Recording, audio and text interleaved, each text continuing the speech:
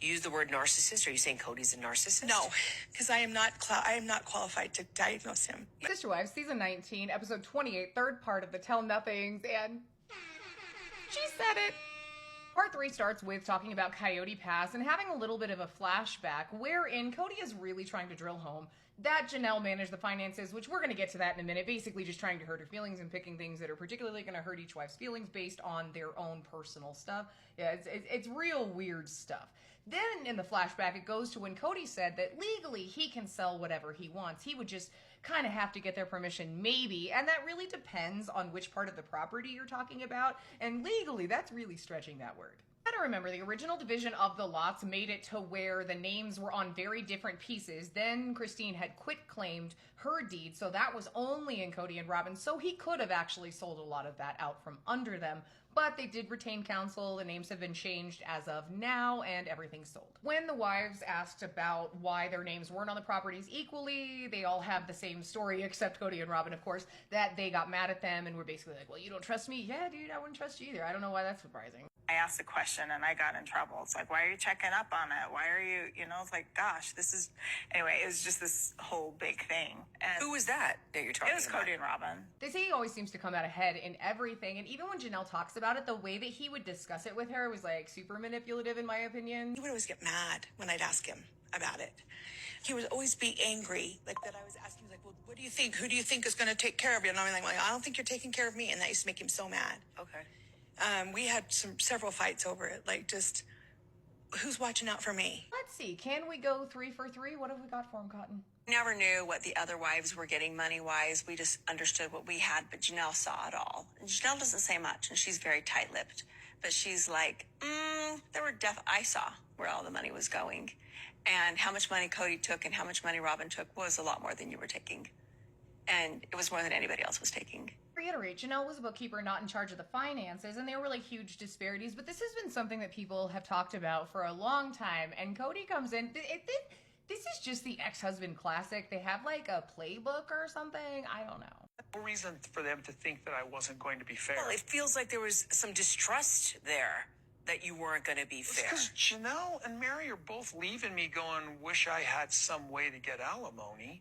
It's like, well, what are you going to come after me for money later? But they're not legally married, so they don't have any legal grounds to anything, really, except this one thing. His journey to always look like the one has been done wrong. He's really pushing this disparity concept, and the ones that he brought up were actually kind of just like, that's the best we could, okay. There still was a disparity. I mean, The sigh, he's the gonna first corporate paycheck, Robyn never received any of the money. You mean the paycheck 15 years and 19 seasons ago? Okay, also, if Robyn didn't receive any of that money, and Kody's telling the truth, which I really don't lean into that, but say he is, she also got an 11-day honeymoon, a new place, moving, a wedding paid for, so there was some exchange of goods for services. Not to mention the fan favorite paying off the very large Victoria's Secret balance. I would have thought it would have been at Diesel Jeans, but hey, what do I know? When we bought our houses, Robyn's kickback from the house went to other family members.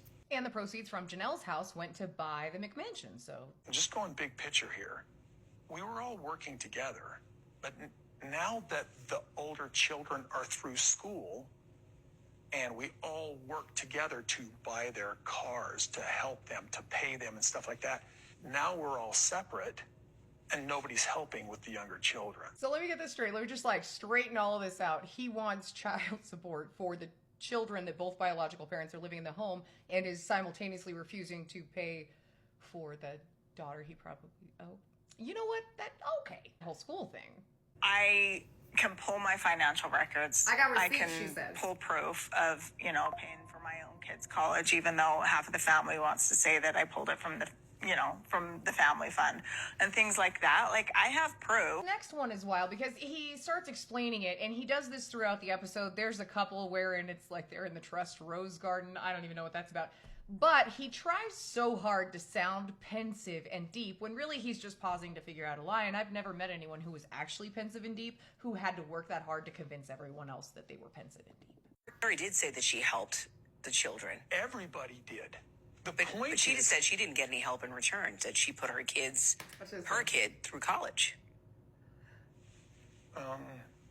we all helped pay for Mary's house. Listen, it'll all Okay.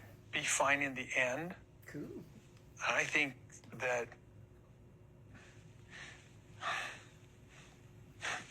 For Christ's sake, at least lie quickly. when you're bringing up the dramatic things in your life, there's certain things that you want to say are sacred cows. We're not going to talk about sex.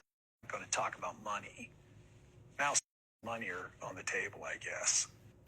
So first off, didn't he put the first one on the table before anyone else did? Second of all, neither one of those things belong on a table. Unsanitary, okay? Can't eat at everybody's house, you know what I'm saying? Not to mention, can someone let him know that he is using sacred cow in the wrong context? Or actually, don't let him know, because it's kind of funny, but still. So Kody goes into the same diatribe that he usually does, that there's just so much pointing fingers, and that that's not healthy, even though he does the same thing. And that nobody understood the bookkeeping Janelle was doing, and nobody understood what she was doing. However, she clocked him so hard. I've started to observe that Kody he's attacked all of his wives that are leaving in the area that hurts them the most, or that they pride, or that they value, right? For Christine, it was devastating that he wasn't physically attracted to her. And for me, I'm one of those people who wants to be very fiscally responsible and very about, let's be responsible with our money. And so he wants to sort of undermine that, or try to undermine that for me. He pretty much said Janelle left him with a bunch of debt and that it wasn't fair and that they didn't get as much. And Janelle and Meri and everyone, they're like, we kept copies of the records because we were actually having to do stuff to keep the family together. We didn't just go drive around Flagstaff all day in our convertible, just the thing. One of those cat out of the bag things. Once you see it, you can't unsee it, even when it presents itself in other people. However, I will see you tomorrow morning, and we are going to go more into the glorious call out that Janelle went into that was just chef's kiss. I'll see you then. Have a good day.